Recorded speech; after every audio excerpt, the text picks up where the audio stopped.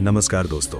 Part 1 में हमने जाना कि श्री कृष्ण ने युद्ध क्यों नहीं रोका, लेकिन आज का सवाल और भी गहरा है। अगर कृष्ण धर्म के रक्षक थे तो फिर उन्होंने कभी कभी अधर्म जैसा दिखने वाला रास्ता क्यों चुना? युद्ध के मैदान में जब अर्जुन का धनुष हाथ से गिर गया, जब उसने कहा मैं अपने ही बंधुओं को कैसे मारूं, तब कृष्ण चाहे तो युद्ध वहीं समाप्त कर सकते थे, लेकिन उन्होंने ऐसा नहीं किया। क्यों? क्योंकि ये केवल युद्ध नहीं था, ये अर्जुन की आत्मा की परीक्षा थी। कृष्ण ने तब कहा, ये शरीर मरता है, आत्मा नहीं, और जो धर्म के लिए युद्ध नहीं करता वो भी पाप का भागी होता है। यहीं से जन्म हुआ भगवत गीता का एक ऐसा ज्ञान जो केवल अर्जुन के लिए नहीं बल्कि पूरी मानवता के लिए था। अब आते हैं भीष्म पितामह पर।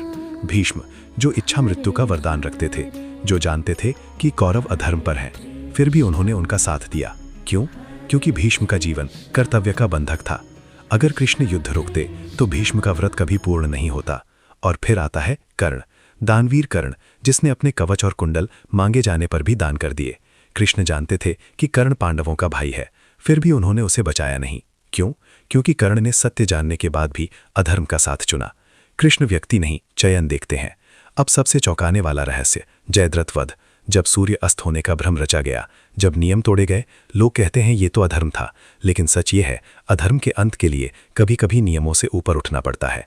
युद्ध समाप्त हुआ, कुरुक्षेत्र शांत हो गया, लेकिन कृष्ण के चेहरे पर विजय का गर्व नहीं था, क्योंकि उन्होंने जीत नहीं देखी, उन्होंने न्याय का मूल्य देखा।